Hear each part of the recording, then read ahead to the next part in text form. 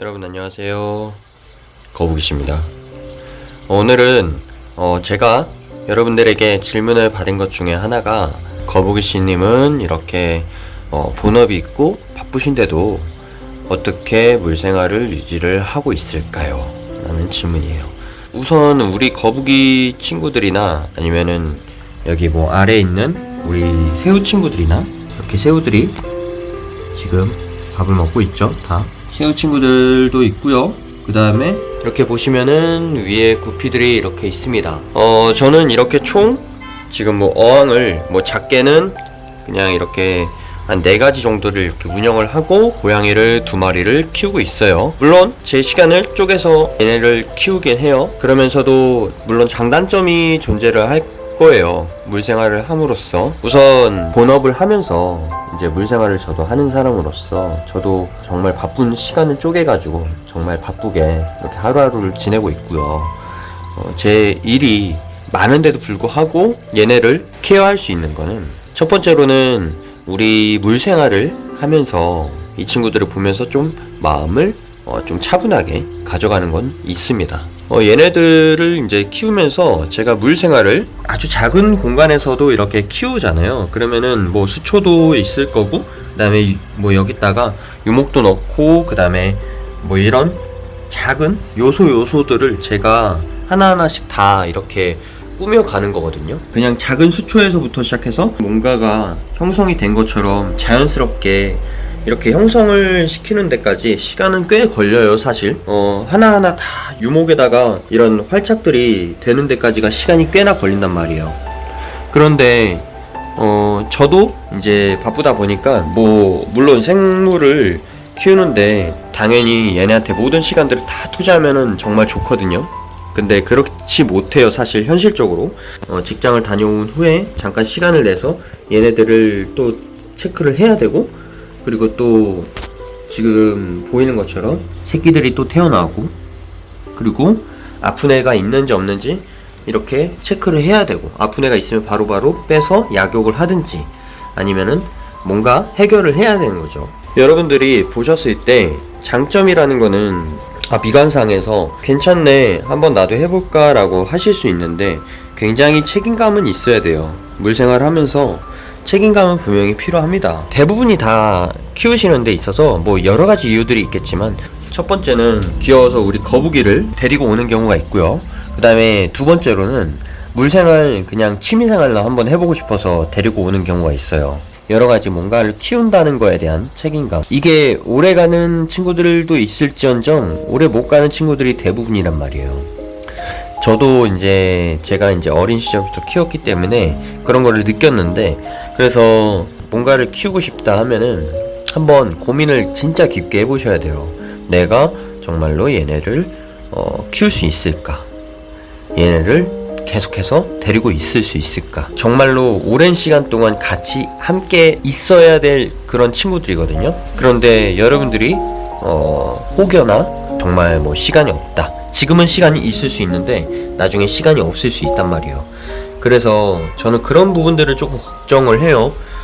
제 영상으로 인해서 시작하시는 분들도 꽤나 많으신 걸로 알고 있어요. 근데 저도 공부하고 키우는 거를 권장을 드리는데 그냥 무턱대고 데리고 오시는 분들도 많고요. 뭔가 얘네 냄새도 많이 나고 물냄새도 되게 많이 나고 뭔가 별론데? 라고 생각할 수 있단 말이에요. 막상 키워보면요, 정말로 얘네 뭐 귀여운 건 둘째치고 물생활을 하면은 뭐 냄새도 날 수도 있고요. 그리고 물 관리해주는 것도 시간이 꽤나 많이 걸려요. 이게 뭐 일주일에 한 번만 해주면 돼요, 2주에 한 번만 해주면 돼요, 뭐 그럴 수 있는데 이게 은근히 시간을 잡아먹습니다. 대부분은 다 이렇게 물생활을 할 거면 물 관리를 해줘야 된단 말이에요. 근데 그런 거를 일일이 다 여러분들이 해주실 수 있냐는 거죠. 처음에 시작할 때를 말씀드리는 거예요.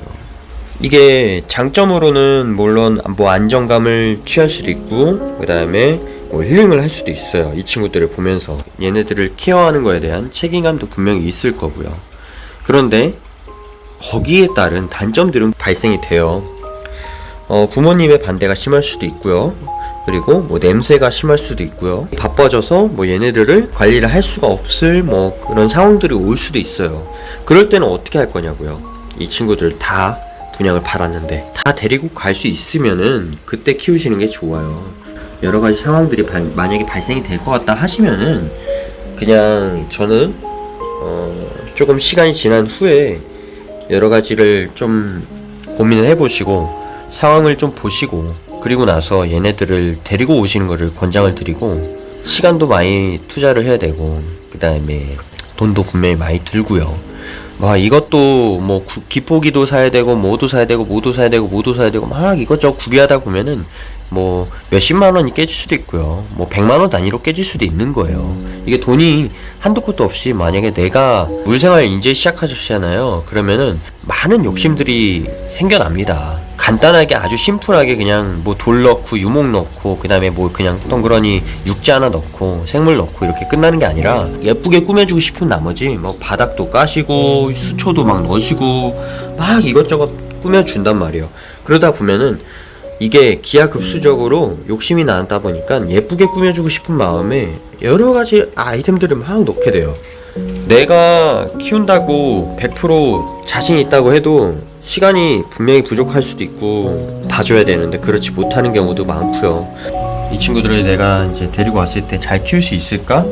그런 생각도 한번 해보시고 어린 친구들한테는 정말 좋을 거예요. 분명히 뭘 책임감? 분명히 그런 것들은 생깁니다. 조그만 애들은 1년 뒤면요 엄청나게 커진단 말이에요. 밥만 잘 환경 잘 맞춰주고 밥만 잘 주면은 잘 적응을 한다는 가정하에 얘네들이 성장을 잘해요. 그러다 보면은 금방금방 커져요.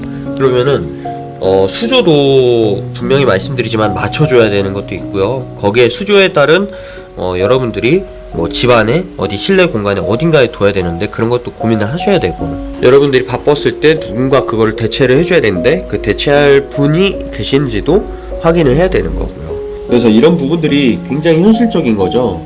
개인의 시간을 어떻게 분배하냐에 따라서 키울 수 있냐 없냐 그리고 뭐 그런 것들이 좀 갈릴 것 같다는 판가름 날 것 같다는 생각입니다. 오늘도 저의 긴 영상을 시청해 주셔서 정말로 감사하고요. 다음번에도 조금이나마 도움 될 만한 영상으로 찾아뵙도록 하겠습니다. 영상 봐주셔서 감사합니다. 다음에 뵐게요.